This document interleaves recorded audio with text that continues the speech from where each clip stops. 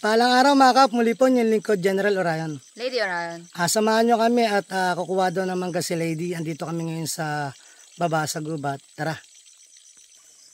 Yan mga kap, bali makinig tayo sa nature.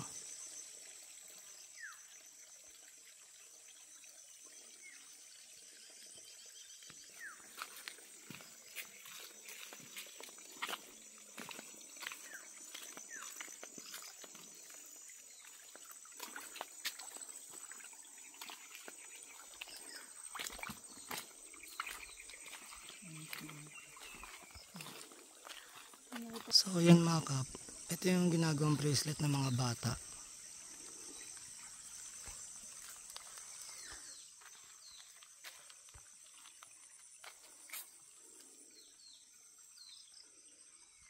So yan siya mga kap, yung bunga. Nilapag ko na lang mga kap, hirap hawakan, ang dulas. So may kulay itim yan mga kap.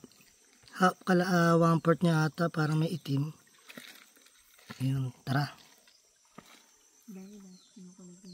So yan, pwedeng gawing kwintas ng mga bata yan, kaso kumatsaga ka. Tara. Sabi nga, pag gusto may paraan, pag ayaw may dahilan.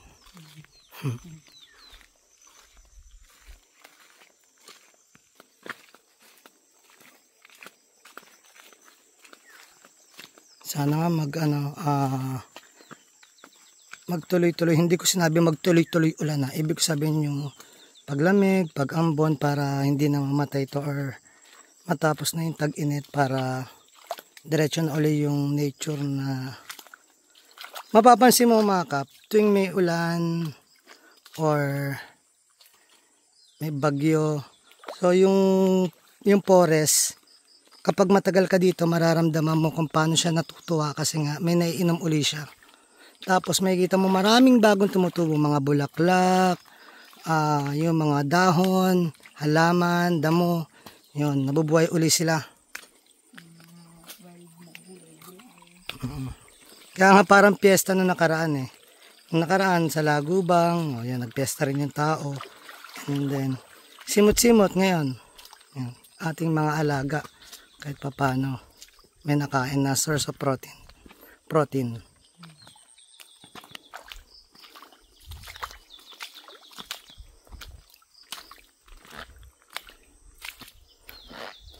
Dudulas chinelas ko.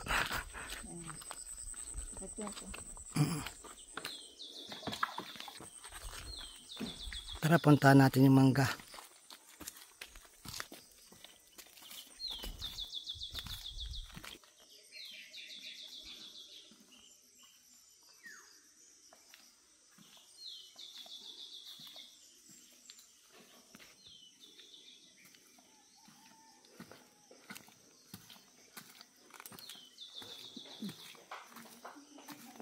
So yun, tumutubo na uli yung puno dito mga kap. So ayan mga kap, ang trip namin ni Lady dito. Taon-taon pinag-aaralan namin kung anong pagbabago sa nature o sa weather. Kaya doon kami natututo, doon kami nakakapag-adjust. So andito tayo sa mangga.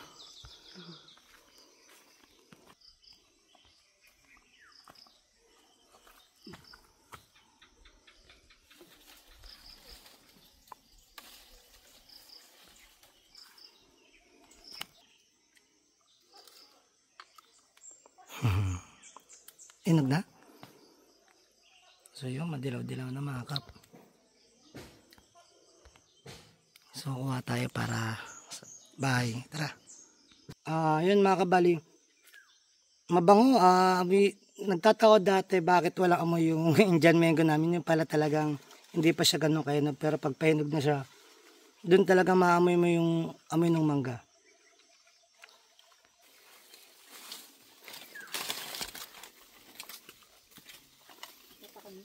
Sige.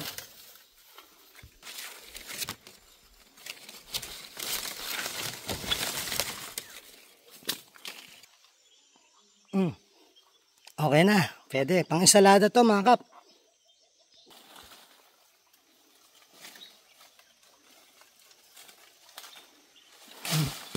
Oh, nalaglag. Yan, malaki nalaglag. Oo nga, malaki.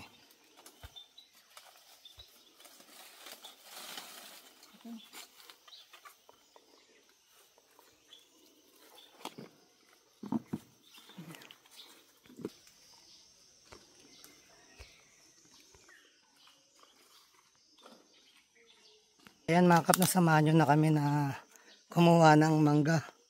At medyo madulas ngayon dahil maulan. Pakita mo lady yung mga nakuha mo. Hindi tayo kumuha ng marami kasi dalawa lang naman kami kakain para hindi sobra-sobra.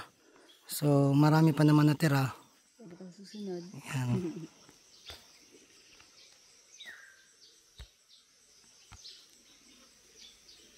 Doon sa taas mga kap medyo hinog na eh. Mabango na siya.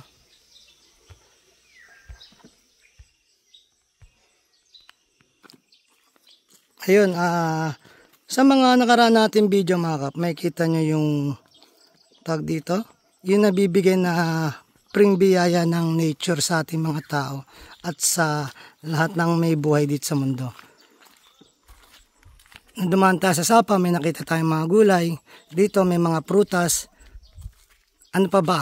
Tapos sa kabila may mga manok, source of protein. Bali malakas na rin yung balong natin na pwedeng pagkuhanan ng itatanim natin ng mga gulay para sa mga makakain. So hindi pa nakontento si lady. Tanawa ko muna. Sige, okay. Kukuha pa siya ng alatris. Yun.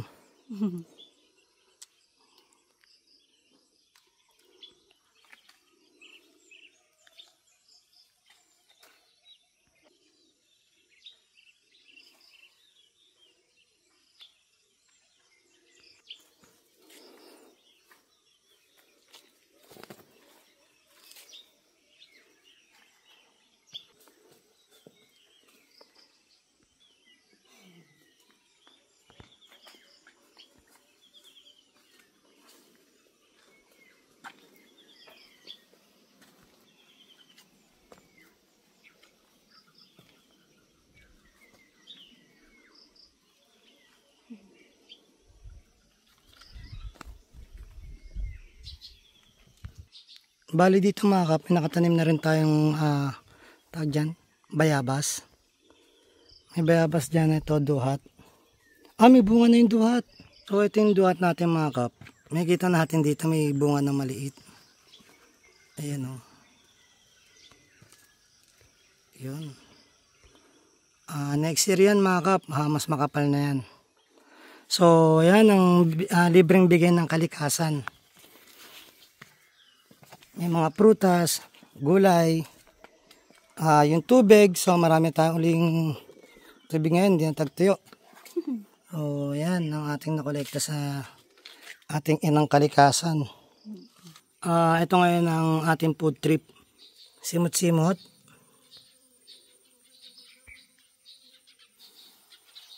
Papaluto natin. At saka ito yung prutas natin.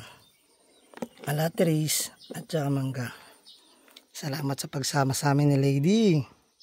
Muli po yung lingkod, General Orion. Lady Orion. Nataos puso po nagpapasalamat sa inyo na walang sawang panonood sa aming mga video at live. Na sana po gabayan kayo ng Panginoon, sampunan yung mga pamilya. Na sana po mingitan ng gabay sa Kanya, sa isip, sa salita at gawa, upang magampanan natin tungkulin natin sa mundong ibabaw. Na naayon sa Kanya mga gusto at mga kahilingan. Muli po, maraming salamat. God bless.